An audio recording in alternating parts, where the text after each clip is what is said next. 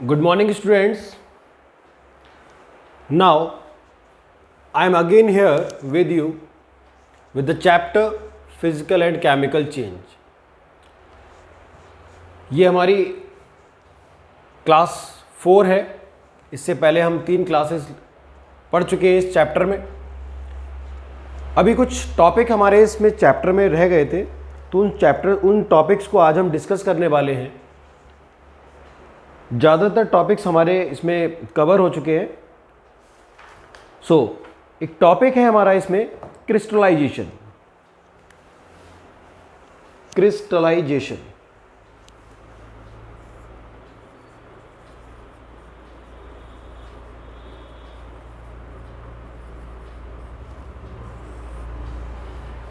Previous classes में हमने physical changes के बारे में पढ़ा, केमिकल चेंजेस के बारे में पढ़ा, उनके डिफरेंसेस के बारे में पढ़ा और बहुत सारे एग्जांपल्स भी हम लोगों ने डिस्कस किए क्लास में कि what are the examples of physical and chemical change.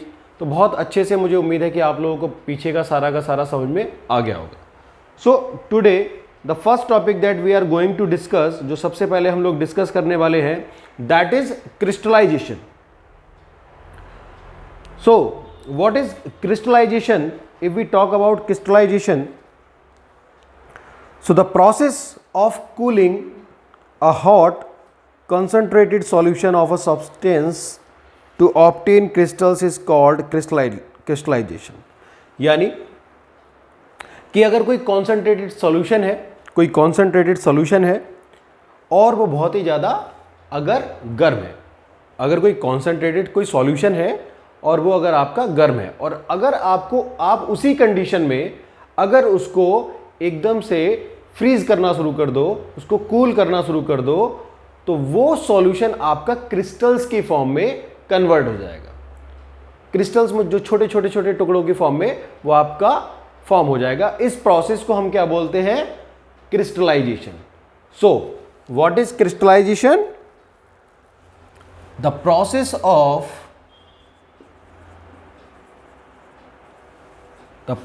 of cooling a hot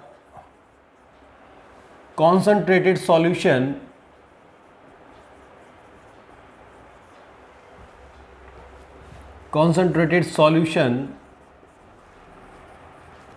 of a substance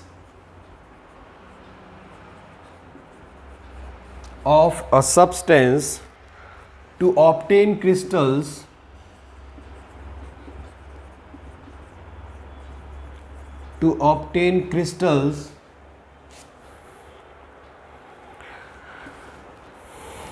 is called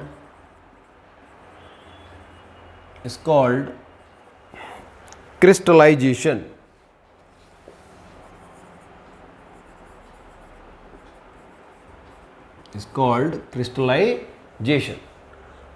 So ये प्रोसेस जो है हमारी, ये जो क्रिस्टलाइजेशन प्रोसेस है हमारी, ये हमारा किस तरीके का चेंज है? This process is a physical change. This is a physical change. ये प्रोसेस हमारी कैसी है? फिजिकल चेंज है. कैसे?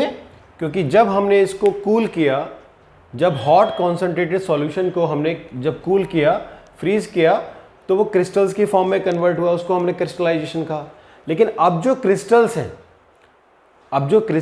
जो क्रिस्टल्स की फॉर्म में जो बन गया है, अगर उसको हम दोबारा से अगर हम हीट करते हैं, अगर दोबारा से उसको हीटअप करते हैं, तो वापस से वो उस कॉन्सेंट्रेटेड सॉल्यूशन में कन्वर्ट हो जाएगा. वो क्रिस्टल्स आपके दोबारा से डिसॉल्व हो जाएंगे, वापस से वो आपका कॉन्सेंट्रेटेड सॉल्यूशन आपको मिल जाएगा. सो इसमें आपका कोई नया सब्सटेंस नहीं बन रहा है, और ये प्रोसेस कैसी है? रिवर्सिबल है. This process is reversible. So the process of crystallization is a physical change. ये कैसी है प्रोसेस? एक फिजिकल चेंज है आपका. Understand? So let's take an example.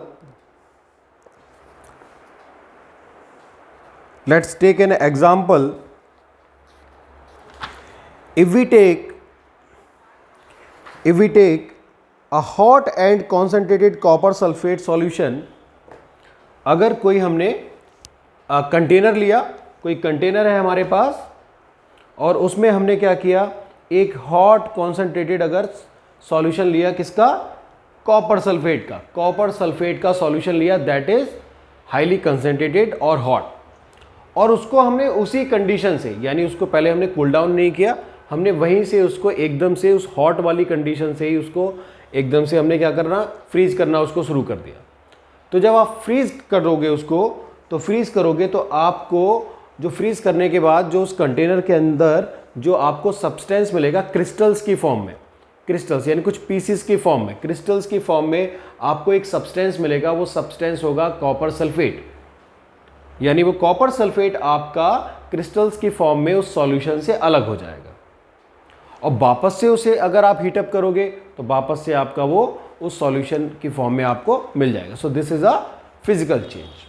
जो मेन टॉपिक हमारा जो रह गया था वो यही था, लेकिन अभी कुछ और इसके अंदर टॉपिक्स हैं जो हमें डिस्कस करने हैं, कुछ एग्जाम्पल्स हैं जो हमें डिस्कस करने हैं। सो लास्ट जो हम लोगों ने चैप्टर पढ़ा था, उस चैप्टर में हम लोगों ने रस्टिंग पढ़ी थी। क्या पढ़ा था? तो लास्ट चैप्टर नहीं, लास्ट चैप्टर में लास्ट क्लास जो हुई थी उसमें हम लोगों ने रस्टिंग टॉपिक पढ़ा था। तो उस रस्टिंग टॉपिक में मैं आपको एक दो एग्जाम्पल और लेके समझाता हूं कि किस तरीके से रस्ट का इफेक्ट रहता है, ठीक है, किस तरीके से रस्टिंग हमारी होती है।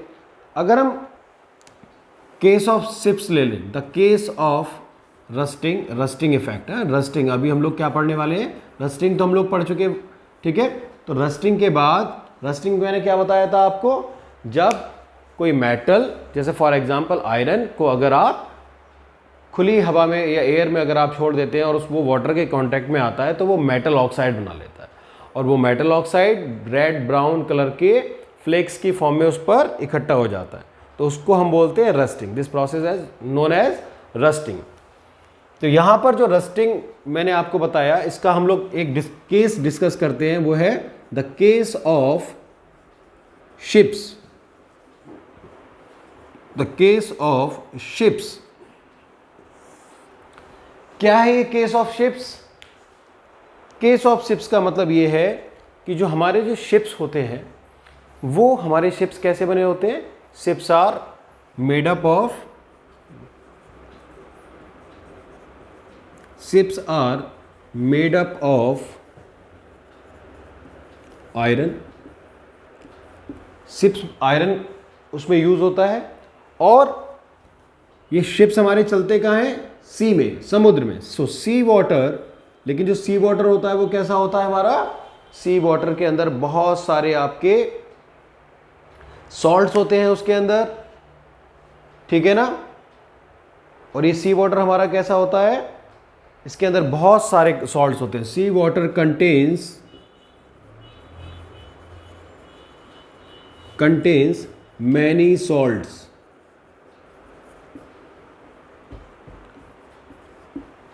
अब जब हमारा ये शेप, जब हमारा यहाँ पे शिप्स की स्पेलिंग आप सही कर लीजिएगा, सी वाटर कंटेन्स मैनी सॉल्ट। जब हमारा शिप जो कि आयरन का बना हुआ है, लोहे का बना हुआ है, और कहाँ रहता है, ये पानी में ही चलता है आपका, सी में, समुद्र में, और वहाँ पर बहुत सारे सॉल्ट्स होते हैं, ठीक है, बहुत सारे मिनरल सॉल्ट्स होते हैं। और मैंने बताया था आपको रस्टिंग कैसे होती है, जब आयरन किसके कांटेक्ट में आता है, वाटर के कांटेक्ट में आता है, और एयर होती है, तो वहाँ पे आपकी रस्टिंग होती है। तो जब ये आपका शिप इसके कांटेक्ट में है और उसी में चल रहा है, तो होता क्या है कि रस्टिंग की जो स्पीड जो होती है, जो रस्टिंग की जो स्पीड होती है वो, क्योंकि ज़्यादातर शिप का पार्ट है वो कहाँ रहता है, वाटर के अंदर। सो रस्टिंग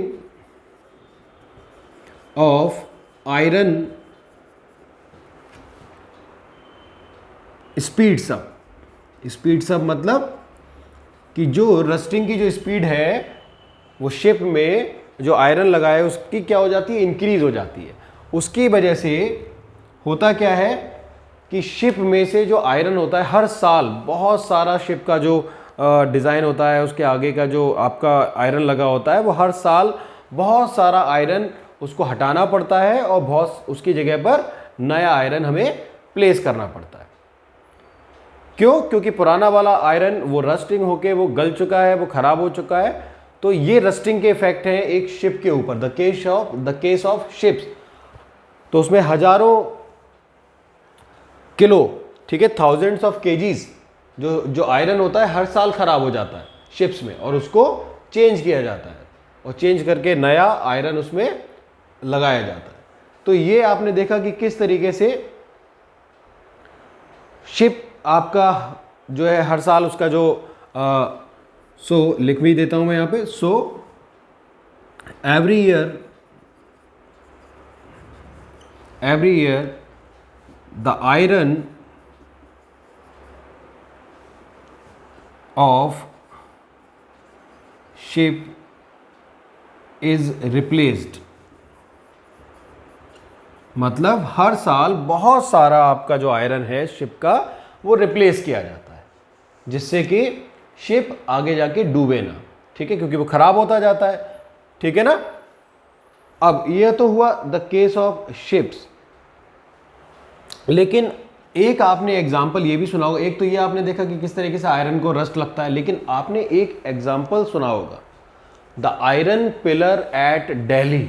ये आपने सुना होगा, एक लोहे का स्तंभ है दिल्ली में, जिसको हम लोग, जो कि आपका कुतुब मीनार के पास है दिल्ली में, और ये 7 मीटर हाइट से ज़्यादा है और इसका वजन कितना है 6000 केजी। और ये जहाँ पर ये लगा हुआ है ये आयरन का पिलर, ये 1600 ईयर्स यानी आज से 1600 साल पहले, यानी 1600 साल पहले का लगा हुआ है वहाँ पर। वो आयरन पिलर वैसा का वैसा आज भी वहाँ पर लगा हुआ है और उस पर आज भी कोई भी रस्ट नहीं आई है। जबकि हमने ये पढ़ा है कि आयरन क्या करता है, आपका केमिकल रिएक्शन कर लेता है in the presence of water and air, और जंग बन जाती है, रस्टिंग बन जाती है। लेकिन उस आयरन पिलर पर आज तक कोई भी रस्टिंग नहीं आई है। तो इससे हमें ये पता क्या चलता है कि वो जो उस समय के जो साइंटिस्ट थे, जो इंडियन साइंटिस्ट थे, उनके पास ये टेक्नोलॉजी हमारे पास आज भी नहीं है। वो जो आयरन पिलर है आज से 1600 ईयर्स पहले का, उस पर आज भी कोई रस्ट, वो बिल्कुल खुले आसमान के नीचे है, उस पर आज भी कोई किसी तरीके की रस्ट नहीं आई है। तो इससे हमें क्या पता चलता है कि आज से इतने साल पहले 1600 ईयर्स एगो हमारे जो इंडिया के जो साइंटिस्ट थे, उनके पास बहुत ज़्यादा नॉलेज थी और उन्होंने एक ऐसी टेक्निक डेवलप कर ली थी कि आयरन पर भी रस्ट ना आए। आज तक वो टेक्निक नहीं पता चल पाई है, ठीक है। और वो आज आयरन पिलर आज भी दिल्ली में कुतुब मीनार के पास ऐसा का ऐसा ही खड़ा हुआ है, उस पर कोई रस्टिंग नहीं है, ठीक है। तो उन्होंने ऐसा कुछ डेवलप करा था उस समय के साइंटिस्ट ने, जिससे कि आयरन जो है रस्ट को रजिस्ट करे, यानी उसके अंदर एक रेजिस्टेंस पावर क्रिएट करा दी उन्होंने, जो कि रस्ट को क्या कर रही थी, रस्ट को उस पर नहीं कलेक्ट होने दे रही थी, ठीक है ना। तो ये कुछ चीज़ें थी जो मुझे आज आपके साथ डिस्कस करनी थी, जो मैंने आपसे डिस्कस की। एक तो केस ऑफ शिप्स हो गया, आयरन पिलर एट दिल्ली हो गया, क्रिस्टलाइजेशन हो गया। इसके अलावा एक हमारा जो टॉपिक है that is protective shield of ozone. जो हम लोग केमिकल चेंजेस जो हम लोगों ने पढ़े थे, उन केमिकल चेंजेस से रिलेटेड है वो आपका protective shield of ozone.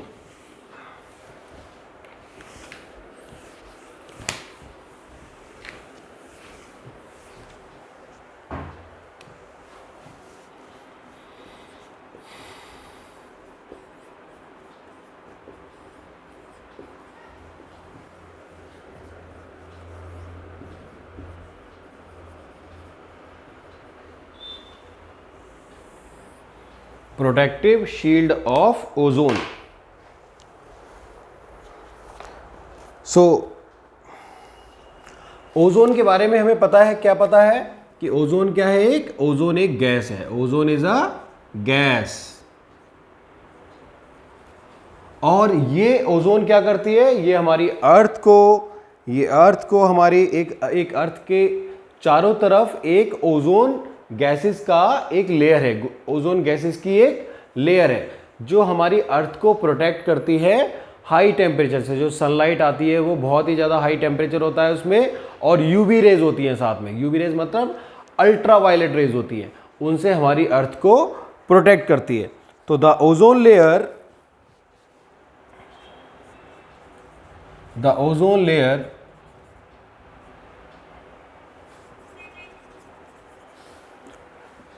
protects us from the harmful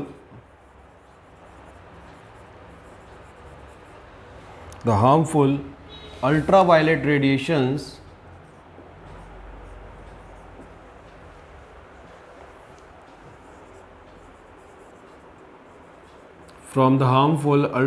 radiations which come from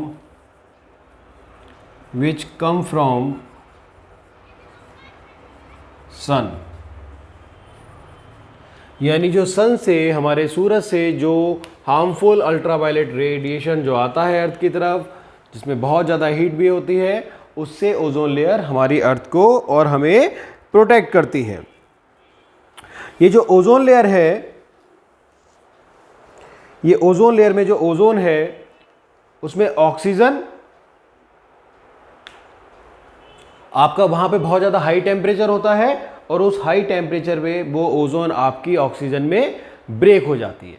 वो आपकी जो ओजोन है वो क्या हो जाती है, वो ऑक्सीजन में ब्रेक हो जाती है, क्योंकि ओजोन क्या करती है, यूवी रेज को एब्जॉर्ब करती है, ठीक है ना।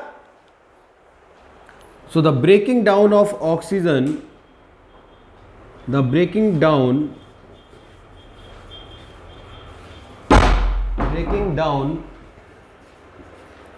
of ozone into oxygen is a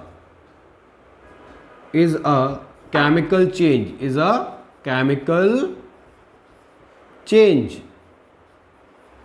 मतलब होता क्या है, क्योंकि ओजोन लेयर हमारी अर्थ का जो एटमॉस्फेयर है जिस पे हम रह रहे हैं, वहां से कई 100 kilometres, hundreds of kilometres above the earth surface ये है, तो वहाँ पर टेम्परेचर बहुत हाई होता है, और उस हाई टेम्परेचर पे हमारी जो ओजोन है, गैस है, वो इतने हीट पर ब्रेक हो जाती है, किसमें, ऑक्सीजन में। किसमें ब्रेक हो जाती है, ऑक्सीजन में ब्रेक हो जाती है। और ये कैसा है, केमिकल चेंज है, मतलब ओजोन ब्रेक होने पर हमें क्या मिल रही है, ऑक्सीजन, एक न्यू सब्सटेंस हमको मिल रहा है, जो कि है ऑक्सीजन हमको मिल रही है। तो ये कैसा हो गया, केमिकल चेंज हो गया। कैसा हो गया, केमिकल चेंज हो गया। अगर ओजोन लेयर अगर हमारी नहीं होगी, तो ओजोन लेयर अगर हमारी स्टूडेंट्स अगर नहीं होगी, तो क्या होगा कि यहाँ पर अर्थ पे टेम्परेचर बहुत बढ़ जाएगा, यूवी रेज जो कि बहुत ही हार्मफुल होती है हमारे लिए, वो भी बहुत ज़्यादा बढ़ जाएंगी। और यूवी रेज अगर बढ़ जाएंगी तो क्या होगा, उससे स्किन कैंसर्स आपका बढ़ सकता है। स्किन कैंसर्स क्यों बढ़ सकते हैं, क्योंकि ये बहुत ही हार्मफुल होती हैं स्किन के लिए। इसके अलावा और भी आपकी डिसीजेस आपकी हो सकती हैं, ठीक है ना। हमारी आइज़ भी डैमेज हो सकती हैं, क्योंकि यूवी रेज हमारी आइज़ को भी बहुत अफेक्ट करती हैं। सो स्टूडेंट्स, ये चैप्टर हमारा यहाँ पे जो भी टॉपिक्स हैं सारे के सारे हमारे कंप्लीट होते हैं। हम इस चैप्टर में बहुत सारी चीज़ें पढ़ चुके हैं। स्टार्टिंग से लेके अब तक हम लोगों ने फिजिकल चेंजेस पढ़े, हम लोगों ने केमिकल चेंजेस पढ़े। फिजिकल चेंजेस के भी हमने बहुत सारे एग्जांपल्स पढ़े, जिसमें आपका बॉइलिंग ऑफ वाटर था, फिर cooling of condensation of vapour था, वो फिजिकल चेंज हम लोगों ने समझाया था। उसके बाद केमिकल चेंजेस हम लोगों ने पढ़े थे। केमिकल चेंजेस में मैंने आपको बताया था, एग्जाम्पल बताया था कर्डलिंग ऑफ मिल्क, किस तरीके से आपका मिल्क कर्ड में कन्वर्ट हो जाता है, बट कर्ड आपका मिल्क में कन्वर्ट नहीं हो सकता है, तो वो केमिकल चेंज समझाया था। उसके बाद रस्टिंग हम लोगों ने पढ़ी थी कि किस तरीके से रस्टिंग होती है। सो रस्टिंग हम लोगों ने समझी थी, रस्टिंग ऑफ आयरन।